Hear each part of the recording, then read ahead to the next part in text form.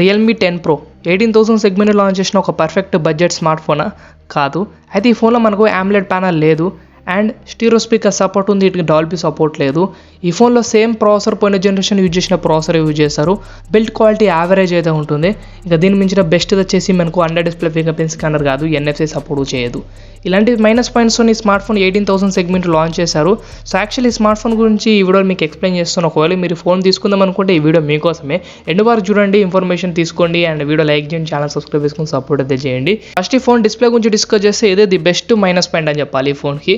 ఎందుకంటే ఈ ఫోన్లో 6.72 inches full HD plus IPS LCD ప్యానల్తో 120 Hz refresh display అయితే ప్రొవైడ్ చేశారు.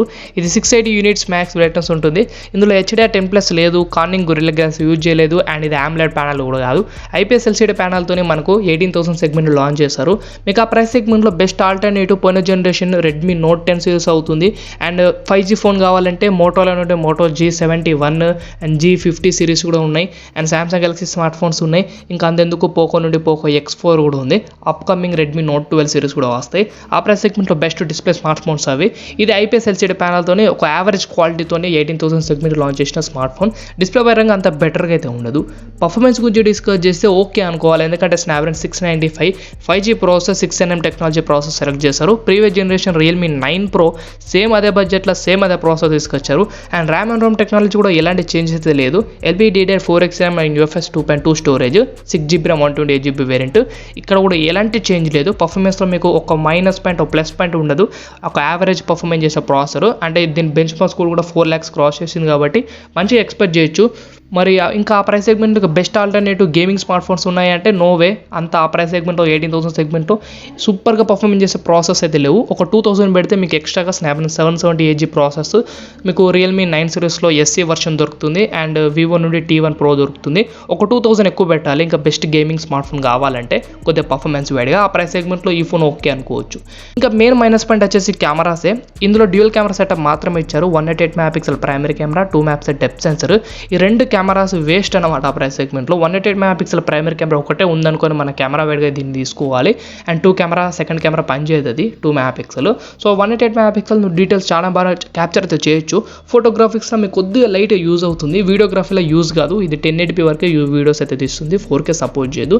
ఇది మాత్రం ఈ ఫోన్లో చాలా మైనస్ పాయింట్ అని చెప్పాలి. డ్యూయల్ కెమెరా సెటప్తో 188 MP ప్రైమరీ కెమెరాతో తీసుకొచ్చారు.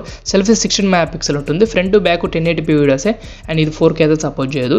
ఇంకా బ్యాటరీ లెవెల్ ఫాస్ట్ ఛార్జింగ్ కూడా డిస్కస్ చేస్తే 5000 mAh బ్యాటరీతో 33 వాట్ ఛార్జింగ్ సపోర్ట్ చేస్తుంది. 100% ఫుల్ చేయడానికి 1 hour 20 minutes అయితే టైం తీసుకుంటుంది.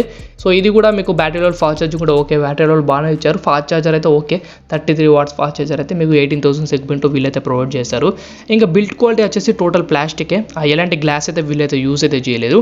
డిస్ప్లేలో యూజ్ చేస్తారు, కాకపోతే అది ఏ గ్లాస్ మెన్షన్ అయితే చేయలేదు. ఇది స్టీరియో స్పీకర్ సపోర్ట్ చేస్తుంది. 3.5 జాక్ ఉంది, plus point. Side mounted fingerprint స్కానర్తో వస్తుంది. Okay, no problem. ఆ ప్రైస్ సెగ్మెంట్లో అన్ని అవే ఉన్నాయి. అండ్ స్టీరియో స్పీకర్స్ మాత్రం మంచి పాయింట్ అని చెప్పాలి ఆ ప్రైస్ సెగ్మెంట్లో మీరు ఈ ఫోన్ తీసుకోవడానికి. ఇవి ఓవరాల్గా మీకు ఆ ప్రైస్ సెగ్మెంట్లో ఈ ఫోన్ ఆఫర్ చేసే స్పెసిఫికేషన్స్. ఆ ప్రైస్ సెగ్మెంట్లో కొన్ని ఆల్టర్నేటివ్ స్మార్ట్ ఫోన్స్ అయితే చాలా ఉన్నాయి. అప్కమింగ్ రెడ్మీ నోట్ 12 కోసం మీరు డెఫినెట్లీ వెయిట్ చేయండి. ప్రో వేరియంట్ కోసం డెఫినెట్లీ చాలా మంచి బడ్జెట్లో తీసుకొస్తారు. సేమ్ 18,000 సెగ్మెంట్లో సూపర్ ఎక్సలెంట్ పర్ఫార్మెన్స్ చేసే ప్రాసెసర్, డిస్ప్లే, అన్ని ఫీచర్స్ అయితే ఉంటాయి. అండ్ ఇంకా పోకో నుండి కూడా కొన్ని స్మార్ట్ ఫోన్స్ ఉన్నాయి. ఈ ఫోన్ మీరు నెగ్లెక్ట్ చేయడం చాలా ఇంపార్టెంట్ ఆ ప్రైస్ సెగ్మెంట్లో. ఇది నా ఒపీనియన్. సో మీ ఒపీనియన్ కూడా కామెంట్ సెక్షన్లో మెన్షన్ చేయండి. మరి మీరేమనుకుంటున్నారో కూడా నాకు తెలియాలి కదా. సో వీడియో లైక్ చేయండి, ఛానల్ సబ్స్క్రైబ్ చేసుకొని సపోర్ట్ చేయండి. Thanks for watching.